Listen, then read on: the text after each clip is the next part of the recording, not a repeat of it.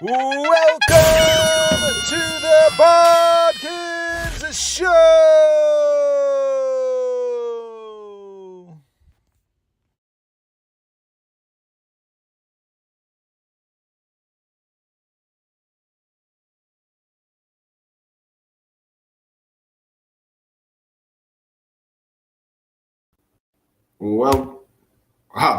There it goes. Jesus. Welcome to the Bodkins Show. I am that dude, Bodkins. We're going to have to end the stream. Hold on. I don't like this. Here we go. Are we good? I think we're good, folks. We'll see. All right. Welcome to the Bodkins Show. I am that dude. Tonight, we're going to get right into it. We got to get to our weekly wrap up. Make sure before we get right into it, actually, let's talk about a couple things. Number one, check out last night's Sports Buffoons.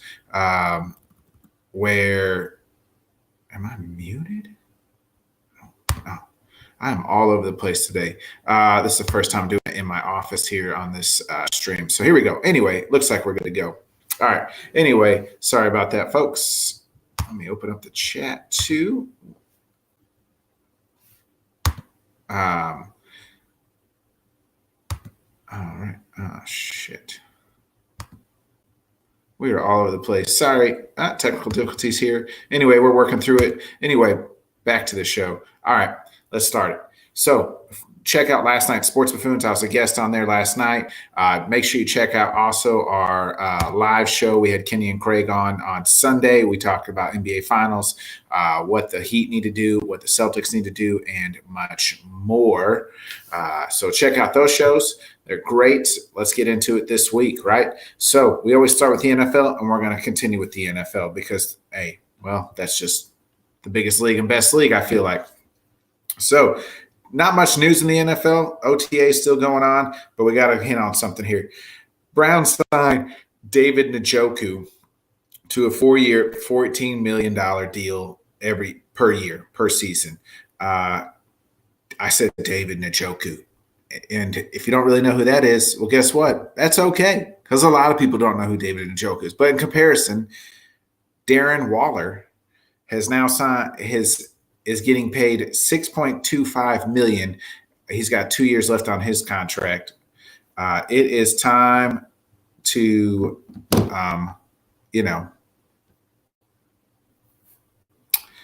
give Darren the baller, a new contract.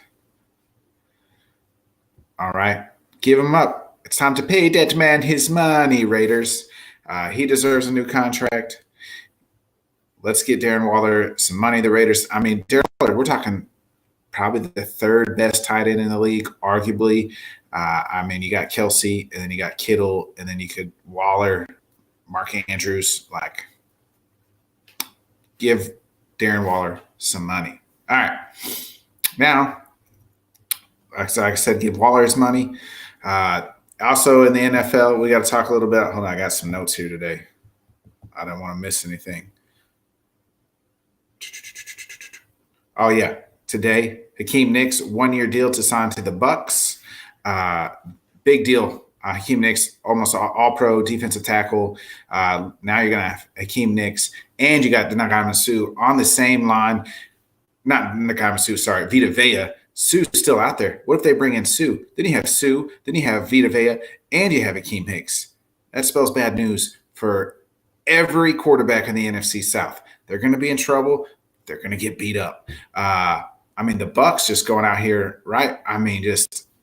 They got a stout line. They're going to be back as long as Tom Brady stays healthy. Watch out for the Bucks. Hakeem Hicks, nice 1-year deal to Tampa. Teams up with Vita Vea. Run for your lives, NFL quarterbacks. That's going to be tough. They're going to be tough to beat. Also, all right, that pretty much sums up the NFL. Sorry, I'm trying to keep on with the notes here.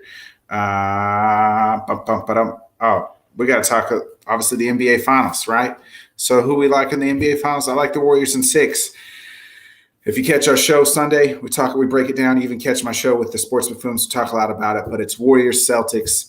I just think Warriors too much talent. share the ball really well. They've been there, done that. Steph Curry MVP, Warriors in 6. I thought the Heat almost won that series or almost won that game. Jimmy Butler breakaway almost has a chance to tie the game and maybe get the foul and make the free throw, win the game. But he settles for 3. I just think he was exhausted, had to settle for that 3. Shoots 3, misses. Boston wins. The game should have never been that close. They were up 17 at one point or another. But kudos to Jimmy, the dog of all dogs in Miami, for battling back, making it a game. But I still like the Warriors in 6. Could be even 5. But I'm going to say Warriors in 6. I've been saying it. I'm going to keep saying it. But, hey, also, if you've been watching, I've been saying Warriors and Celtics in the NBA Finals all playoffs, and we're finally there. Also in the NBA, what's going on with Kyrie? Possibly the Nets maybe not giving him extension. He's not opted into his player deal, but there's no communication.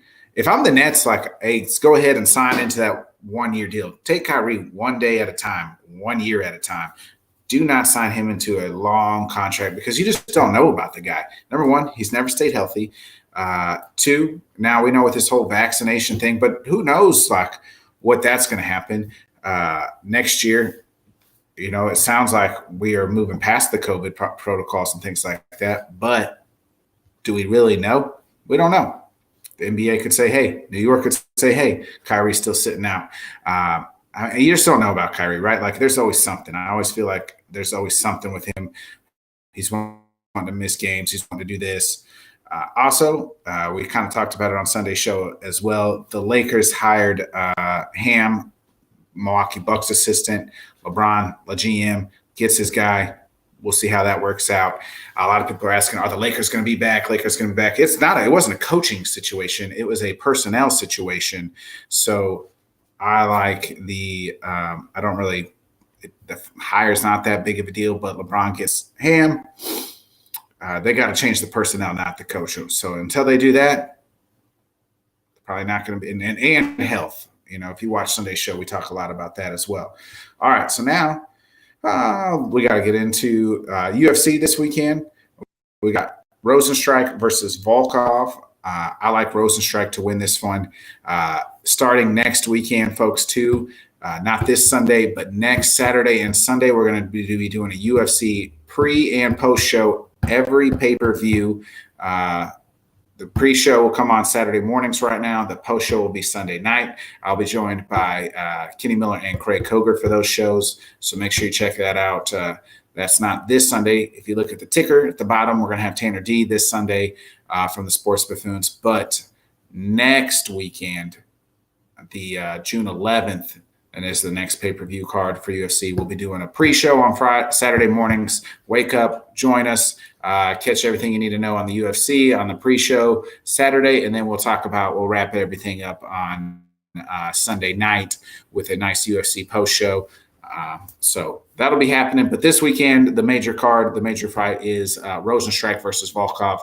I particularly like Rosie to win this fight. Volkov's kind of slid down. Rosie's battle, he's lost some big fights, but it's like the dudes that you expect to lose to. I think this would be a nice win for Rosie to kind of get back in there for a biggie boy to win that one. Now we got to talk a little bit of this baseball business, folks. So if you missed it over the weekend, and maybe you just don't follow baseball, Tony Pham went up to Jock Peterson and slapped the shit out of him. And everyone's like, why did you slap the shit out of Jock Peterson? And it all stems from one thing: fantasy football. That's right, fantasy football. I mean, as a person who plays fantasy football, we have all wanted to slap the shit out of somebody. People probably wanted to slap the shit out of me in my league. But hey, it's never been done. I mean, it's probably been done, but it's also not that serious. But according to Tony Pham, he about his money. Now what happened was Jock might have did some shady things where he signed, put some guys on the deal that weren't really hurt, and then he picked up some guys. Tony took offense to that. And then there was a group chat where Jock Peterson was making fun of the Padres for playing shitty, and Tony was a Padre at that time, and he took offense to that. And I mean, let's better say, Tony Pham, a baby back bitch. That's just the way we can say it. Quote me on that. I mean, Tony Pham is soft. SAWFT, soft, Tony Pham.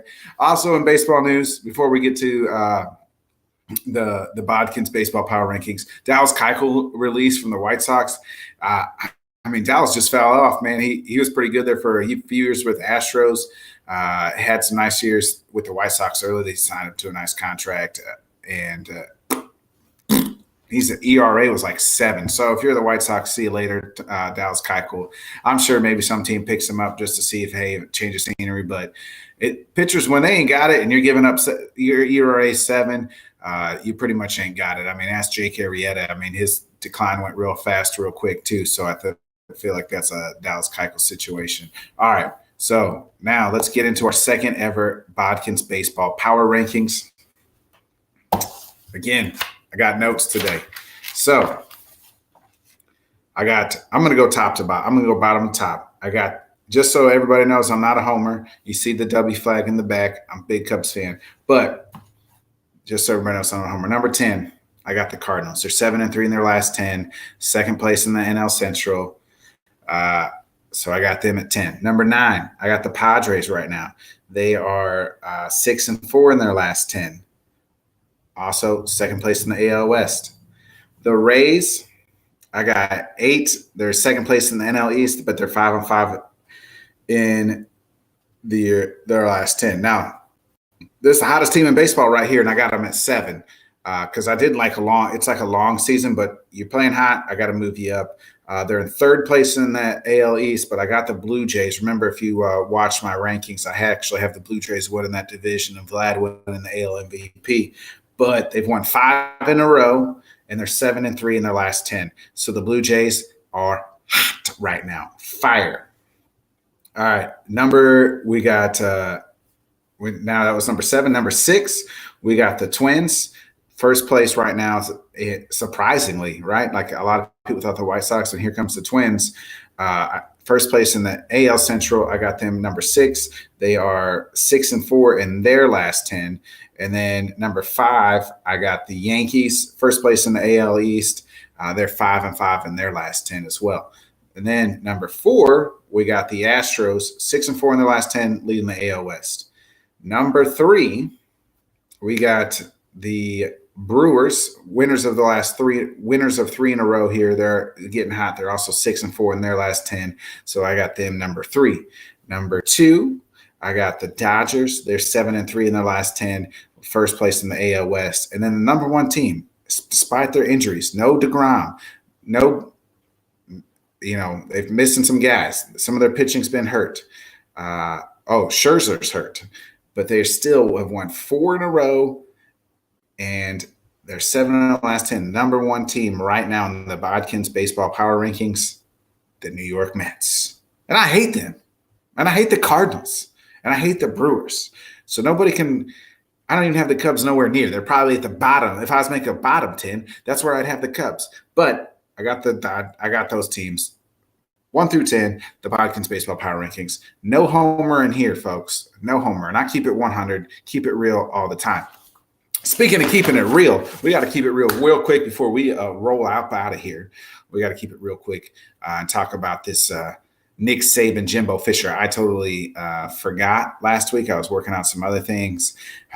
So let's talk about that because I totally missed the boat on that last week. Holy crap. So if you've been living under a rock and haven't been following college football, Nick Saban has come out and he is against the NIL deals, which is name, image, and likeness, which means players can get paid off their name, image, and likeness, which means, hey, you own a car dealership. I want this guy to come in and do commercials, or I want to use him and this, and we'll pay him X amount of dollars.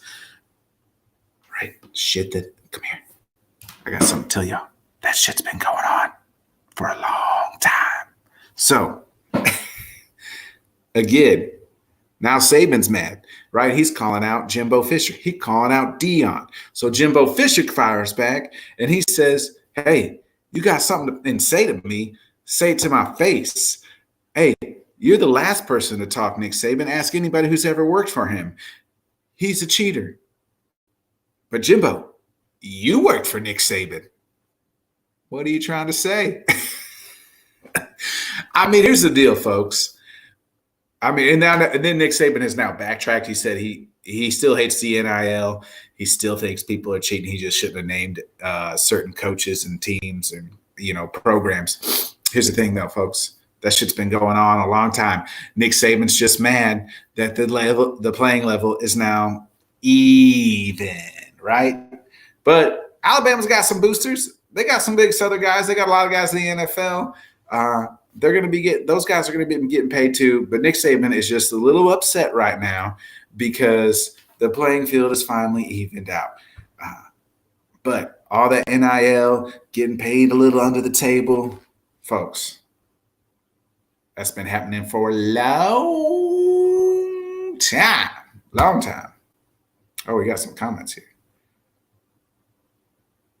Oh. All right. Oh, yeah, a couple comments.